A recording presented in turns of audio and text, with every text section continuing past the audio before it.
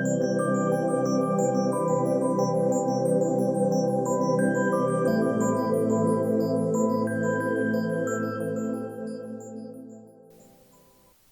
everybody, welcome to 2ZQ Hot Takes, where we discuss issues both big and small. I am your host, the very handsome Tim Kirk, and today I'll be talking about Malcolm McLaren, opportunist, exploiter, genius, audacious provocateur, impresario, visionary, and clever chops. It's been said that God is in the math, but the devil is in the details. This is a case of giving the devil his due. The 1977 entry in Wikipedia for October 27th says, British punk band Sex Pistols released Nevermind the Bollocks, Here's the Sex Pistols on the Virgin Records label. Despite refusal by major UK retailers to stock it, it debuts at number 1 on the UK album charts the week after its release. In a promotional stunt, the group perform on a boat on the River Thames shortly afterwards, only for the police to wait for them and make several arrests, including that of Malcolm McLaren, the band's manager at this time. Clever chops. Now, from Britannica.com, lowercase the Sex Pistols, British rock group. The Sex Pistols, rock group who created the British punk movement of the late 1970s and who, with the song God Save the Queen, became a symbol of the United Kingdom's social and political turmoil. The original members were vocalist Johnny Rotten, by name of John Lydon, guitarist Steve Jones, drummer Paul Cook, and bassist Glenn Matlock. A later member was bassist Sid Vicious, by name of John Simon Ritchie, and they were thrown together in September 1975 by manager Malcolm McLaren to promote Sex, his London clothing store. The Sex Pistols began mixing 1960s English pop music influences, the Small Faces, The Who, with those of 1970s rock renegades, Iggy and the Stooges, the New York Dolls, in an attempt to strip rock's complexities to the bone. By the summer of 1976, the Sex Pistols had attracted an avid fan base and successfully updated the energies of the 1960s mods for the malignant teenage mood of the 70s. Heavily stylized in their image and music, media savvy and ambitious in their use of lyrics, the Sex Pistols became the leaders of a new teenage movement called punk by the British press in the autumn of 1976. Their first single, Anarchy in the UK, was both a call to arms and a State of the Nation address. When they used profanity on live television in December 1976, the group became a national sensation. Scandalized in the tabloid press, the Sex Pistols were dropped by their first record company, EMI, in January 1977. Their next contract with A&M Records was severed after only a few days in March. Signing quickly with Virgin Records, the Sex Pistols released their second single, God Save the Queen, in June 1977 to coincide with Queen Elizabeth II's Silver Jubilee, the 25th anniversary of her ascension to the throne. Although banned by the British media, the single rose rapidly to number 2 on the charts as Public Enemy's number 1. The Sex Pistols were subjected to physical violence and harassment. Despite a second top 10 record, Pretty Vacant, the Sex Pistols stalled, barely able to play in the United Kingdom because of local government bans. They became mired in preparations for a film and the worsening drug use of Rotten's friend Vicious, who had replaced Matlock in February 1977. Their bunker mentality is evident in their third top 10 hit, Holidays in the Sun. By the time their album Never Mind the Bollocks, Here's the Sex Pistols reached #1 in early November, Rotten, Vicious, Jones, and Cook had recorded together for the last time. A short, disastrous U.S. tour precipitated the group's split in January 1978, following their biggest show to date in San Francisco, attempting to keep the Sex Pistols going with the film project that became the legendary The Great Rock and Roll Swindle, 1980. McLaren issued records with an increasingly uncontrollable Vicious as the vocalist. A cover version of Eddie Cochran's Come On Everybody became the group's best-selling single following Vicious' fatal heroin overdose in New York City in February 1979, while out on bail, charged with the murder of his girlfriend, Nancy Spungen. That same month, McLaren was sued by Rotten, and the Sex Pistols disappeared into receivership, only to be revived some years after the 1986 court case that restored control of the affairs to the group. A reunion tour in 1996 finally allowed the original quartet to play their hit songs in front of supportive audiences, and it was followed by further reunion tours in 2002 to 2003 and 2007 to 2008. This anticlimactic postscript, however, did not lessen the impact of the first 4 singles and debut album, which shook the foundations of rock music and sent tremors through British society. Another documentary film, The Filth and the Fury, told from the point of view of the artists, was released in 2000. In 2006, the Sex Pistols were inducted into the Rock and Roll Hall of Fame, though they scornfully declined to attend the ceremony. Now, in true New York Times style, the obituary for Malcolm McLaren from 2010 starts with the headline, Malcolm McLaren, seminal punk figure, dies at 64. Malcolm McLaren, an impresario, recording artist, and fashion designer who, as manager of the Sex Pistols, played a decisive role in creating the British punk movement, died on Thursday in Switzerland. He was 64. The cause was mesothelioma, a cancer of the linings around organs, said Young Kim, his companion of many years. She said he had been under treatment at a Swiss hospital. He lived in Paris and New York. Mr. McLaren, a former art student, found an outlet for his ideas about fashion, music, and social provocation in the inchoate rock and roll scene of London in the early 1970s.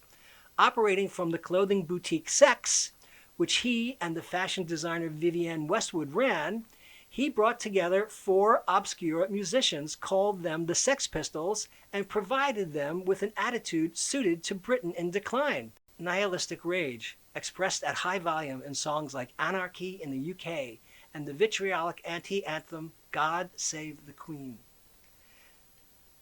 Mr. McLaren was a keen student of the French situationists who believed in staging absurdist or provocative incidents as a spur to social change. Boy, was he good at it.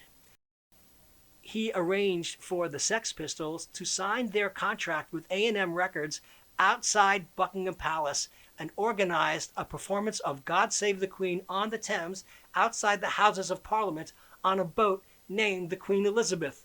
The police quickly intervened, ratifying the group's incendiary reputation. Until their breakup in January 1978, the Sex Pistols epitomized the look, the sound, and the attitude of British punk. All 3 came, in large measure, from Mr. McLaren's restless brain. Boy, oh boy, is that the truth. Malcolm Robert Andrew McLaren was born on January 22, 1946, in London, and was raised mostly by a wealthy grandmother. He attended more than a half a dozen art schools. At none of them did things go smoothly. He was expelled from Chiswick Polytechnic, and the Croydon College of Art tried to have him transferred to a mental institution.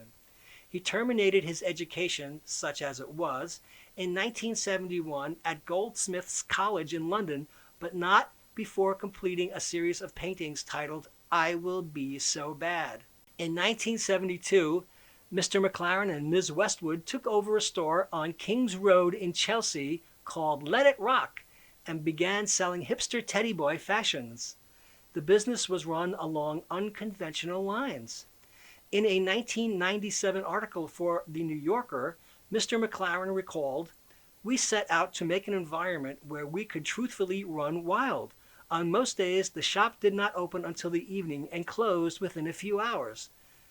The goal," Mr. McLaren wrote, "was to sell nothing at all." Paging Jerry Seinfeld. After the New York Dolls visited the store, renamed Too Fast to Live, Too Young to Die, Mr. McLaren followed the group to the United States and became its manager. He dressed the band members in red clothing based on the Soviet flag, placed politically provocative slogans on stage, and presided over their swift demise.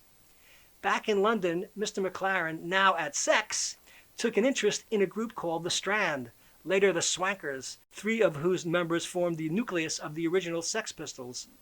The group gave its first performance at St. Martin's College in November 6, 1975. Hostile reaction caused the players to leave the stage after 2 songs and soon emerged as the leaders of the punk scene. Reliably or not, Mr. McLaren explained his strategy for packaging and selling the band in the 1980 film The Great Rock and Roll Swindle, which I must say, if you have not seen, you absolutely must. Anarchy in the UK and God Save the Queen, whose release was timed to coincide with Queen Elizabeth II's Silver Jubilee, rose to the upper rungs of the pop charts in Britain, and the group's only album, Never Mind the Bollocks, Here's the Sex Pistols, reached number 1 in 1977. On the band's first American tour in January 1978, John Lydon, the lead singer known as Johnny Rotten, walked off stage at the Winterland Ballroom in San Francisco, and the Sex Pistols dissolved. Mr. McLaren briefly managed Adam and the Ants, and then, with several ex-ants, created Bow Wow Wow around a teenage Burmese singer, Annabella. The group recorded the hits Go Wild in the Country and I Want Candy. Through his clothing store, now called World's End, he sold Ant and Bow Wow Wow fashions. He went on to record his own music.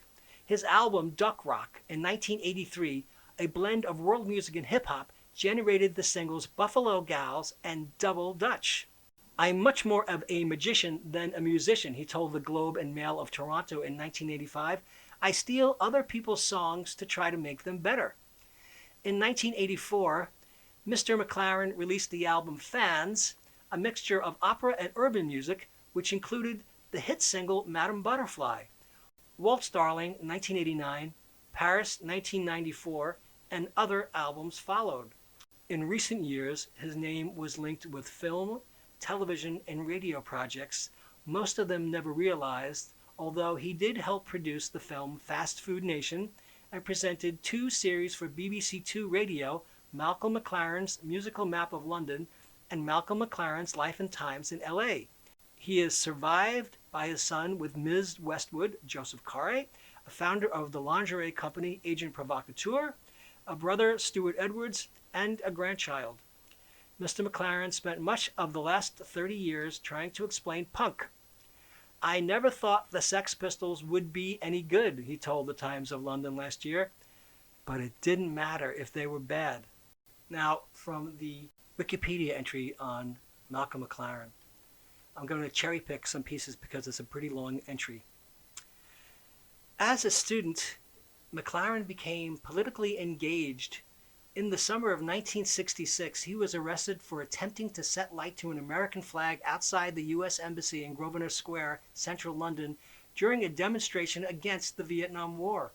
He was also attracted to the European radical art movement, the Situationists, as previously mentioned, and associated with members of the UK wing King Mob. Both these organizations promoted absurdist and provocative actions as a way of enacting social change.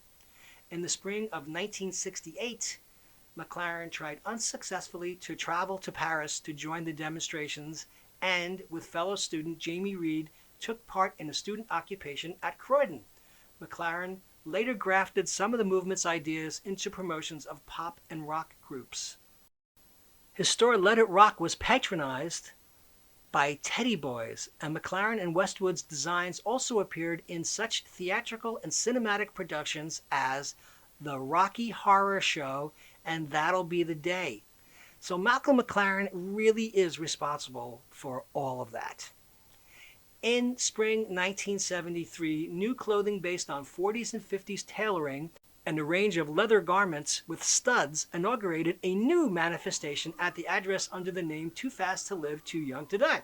Among commissions were costumes for Ken Russell's film Mahler.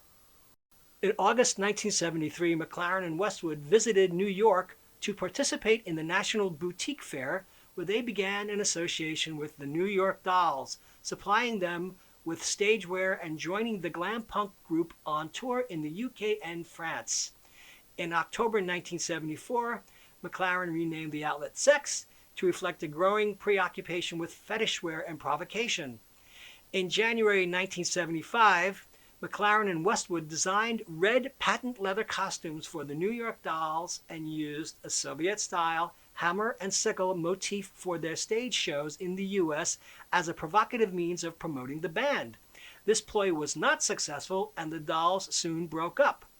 Dolls guitarist Johnny Thunders blamed McLaren for the band's demise, stating that he was the reason why we broke up, when in fact it was Thunders and drummer Jerry Nolan's drug addiction which forced the split.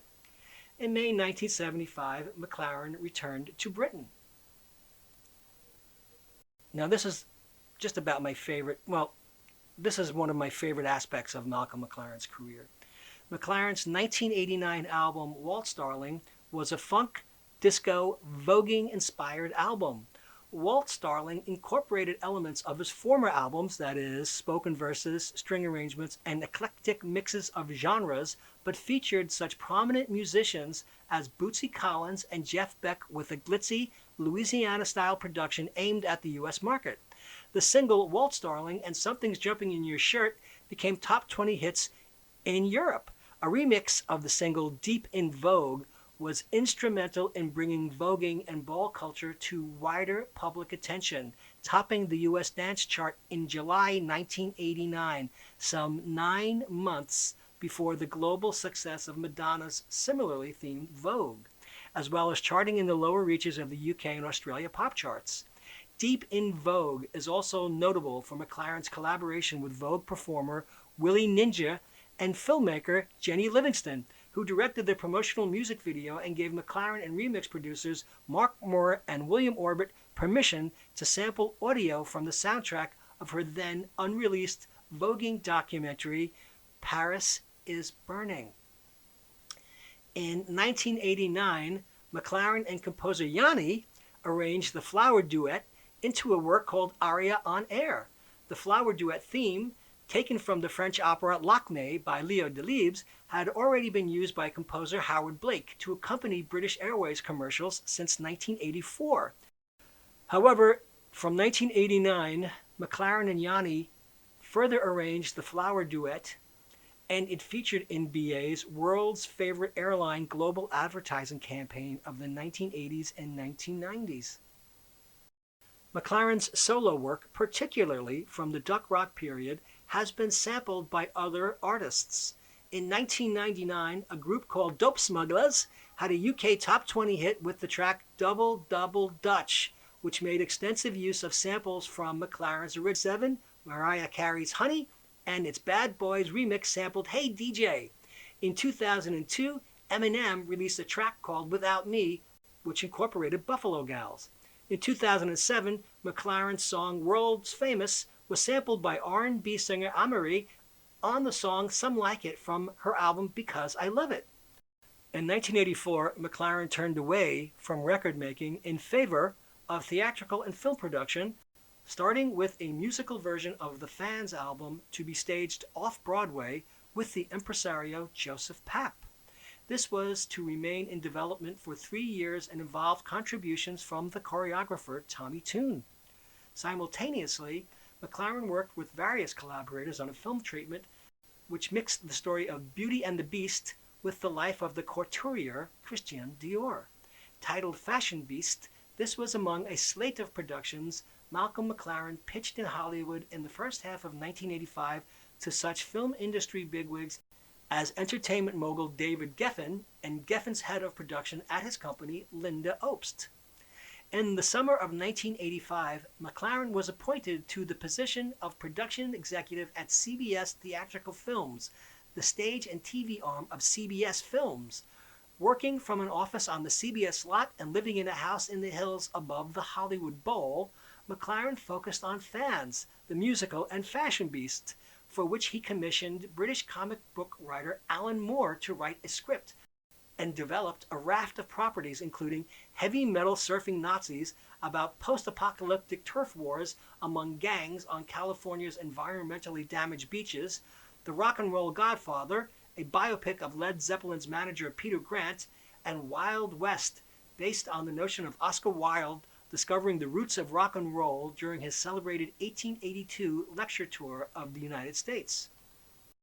McLaren gained interest in the latter project and Fans the musical from Steven Spielberg, and when CBS Theatrical Films closed at the end of 1985, was employed as an ideas guru at Spielberg's Amblin Entertainment, while continuing to pitch his projects to other studios on a freelance basis.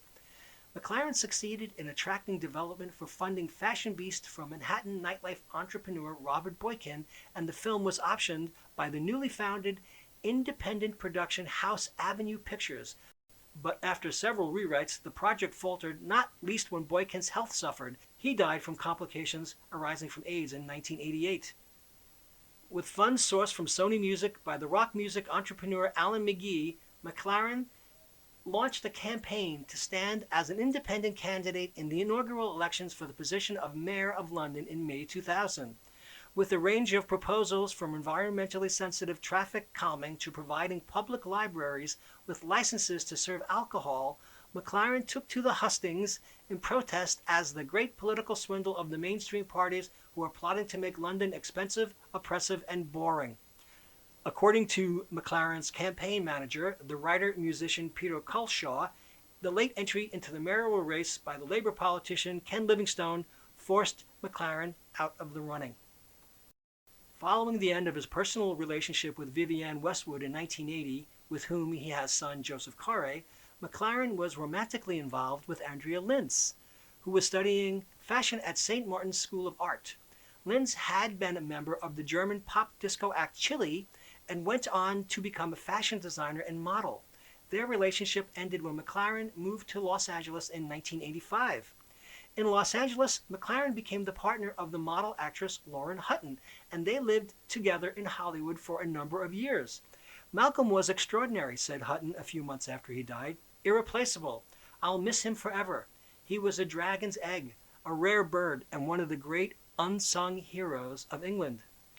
Hutton ended the relationship to deal with her personal issues in the late 1980s, and McLaren was then engaged to fashion agent Eugenia Millian, with whom he lived in Los Angeles and Paris. They worked on a series of projects together. It was at Millian's urging that McLaren recorded his 1994 album Paris. McLaren met young Kim at a party in Paris. She was his girlfriend for the last 12 years of his life. She moved in with him in 2002, and they lived together in Paris and New York. He was diagnosed with peritoneal mesothelioma in 2009 and died of the disease on April 8, 2010 in a hospital in Switzerland.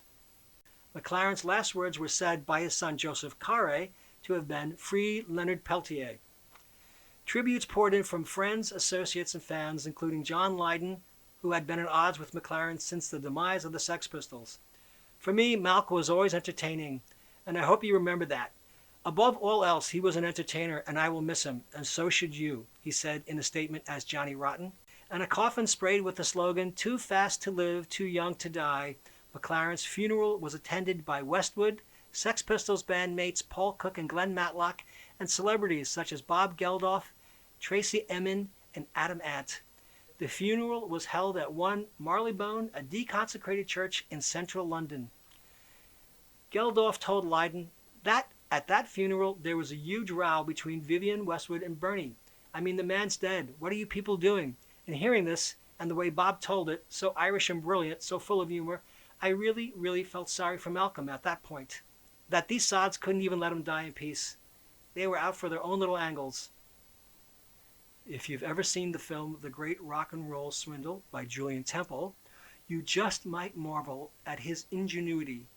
But if you ever saw the film Sid Nancy by Alex Cox, the portrayal of him might lead you to think of him as being more than an audacious provocateur, a clever chops, maybe a heartless exploiter, or just an atrociously crass, unscrupulous businessman, and also referred to in a terribly funny joke sequence in the legendary British comedy The Young Ones. Malcolm McLaren managed the seminal punk band The New York Dolls, was approached by Stuart Goddard to manage his band Adam and the Ants, created Bow Wow Wow, known for I Want Candy and Wild in the Country with Annabella, and from songfacts.com, Boy George got to know Malcolm McLaren, who was managing the group Bow Wow Wow. McLaren cooked up a plan to have George join the band either as a replacement for the lead singer Annabella or as an additional singer. He was going to perform as Lieutenant Lush. The plan fell through and George ended up forming his own band, which became Culture Club. McLaren was a high-aptitude learner and a shrewd, crafty showman. He shamelessly and quite cagily promoted the Sex Pistols by making their debut an elite, extraordinarily difficult event to attend, and created a mystique which, to many critics, far surpassed the musical abilities of the band, which many people will claim was not the point. Well, I happen to have gotten to know Mike Thorne, who was the guy who signed them. He told me that only 50 people were allowed inside the venue, and the impression that everybody outside got created the mystique, because they couldn't get in. He and his longtime girlfriend, the acclaimed international renowned fashion designer Vivienne Westwood, were proprietors of the clothing boutique Sex. He is attributed with creating the concept of punk rock, although that may well be disputed by members of the New York Dolls, who he managed and promoted. He knew how to take it as far as he possibly could. He took the next move further to its natural progression, and he wrote, performed, and produced Deep in Vogue, featuring Willie Ninja from Paris is Burning with clips from the film and performance in the video from Willie Ninja himself. This was released a full 9 months before Madonna's Vogue became popular.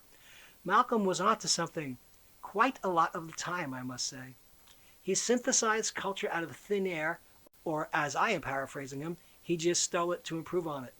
He was in touch with the politics, people, and attitudes surrounding him in a tumultuous period of British history and made his reputation stand out singularly and forever changed pop culture. Thanks for listening.